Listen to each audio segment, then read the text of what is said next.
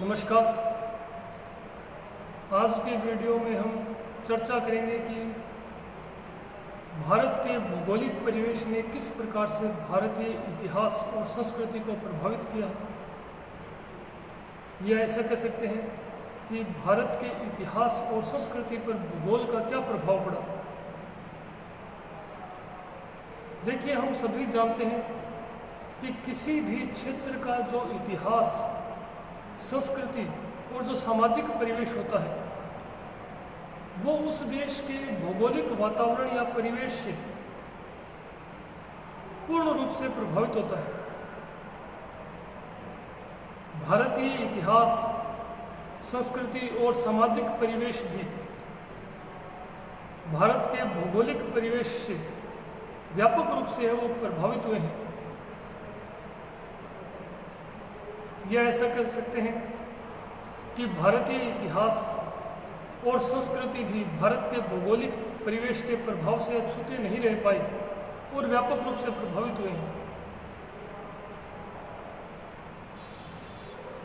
प्राचीन जो भारत है वो एशिया महाद्वीप का एक उपमहाद्वीप रहा है, जिसमें न केवल वर्तमान भारत बल्कि पाकिस्तान, नेपाल, भूटान, तिब्बत का कुछ क्षेत्र आदि भी सम्मिलित थे।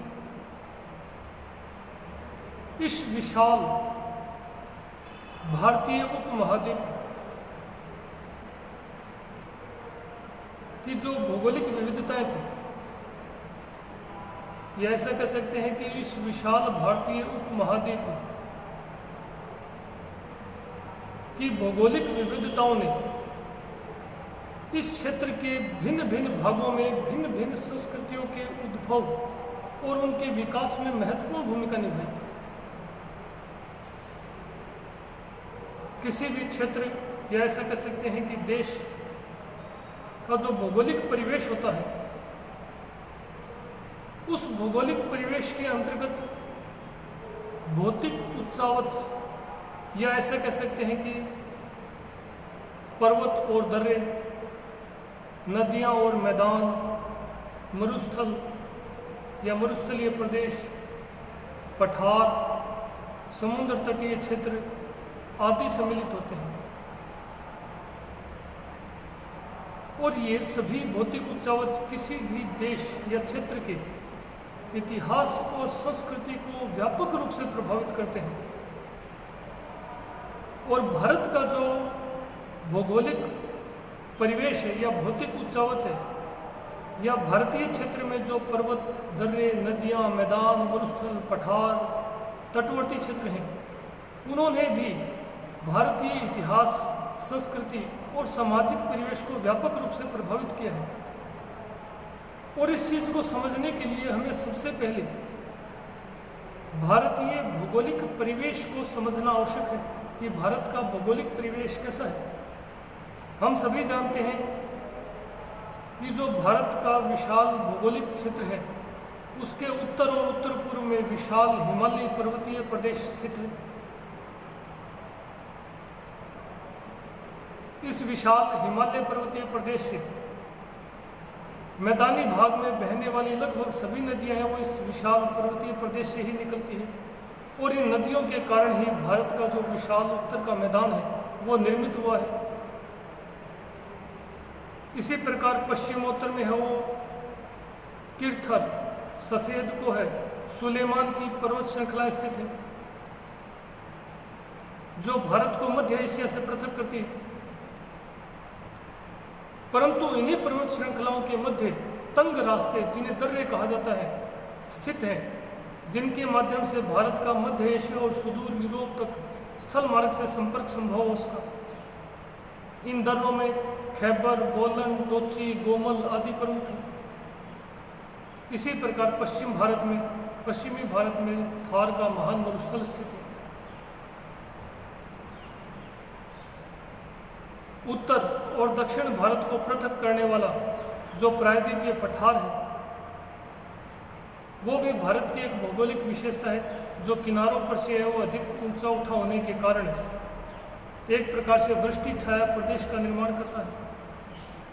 और इस उत्तर और दक्षिण भारत को एक प्रकार से पृथक करने में इसी पठार और विंध्याचल पर्वत श्रृंखला का भी एक महत्वपूर्ण भूमिका रही है, जिसने उत्तर भारतीय शासकों को दक्षिण भारत और दक्षिण भारतीय शासकों को उत्तर भारत पर अधिकार करने से एक प्रकार से वंचित कर दिया।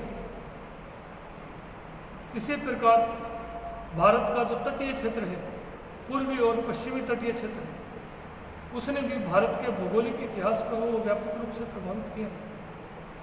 तो ये भारत के भौगोलिक क्षेत्र हैं जिन्होंने भारतीय इतिहास और संस्कृति को किस प्रकार से प्रभावित किया, इसके ऊपर हम चर्चा करेंगे।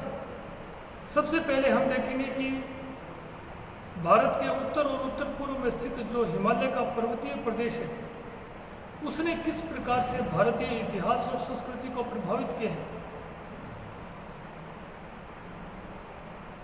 हम सभी जानते हैं कि भारत के उत्तर पूर्व और उत्तर में हिमालय की विशाल जो पर्वतीय श्रृंखला है वो स्थित है, जो कि पश्चिमोत्तर में सिंधु नदी या हिंदुकुश पर्वत श्रृंखला से लेकर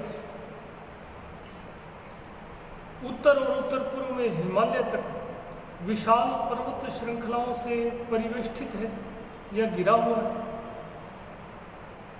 इस पर्वतीय प्रदेश को मोटे तौर पर 3 भागों में विभाजित किया जाता है।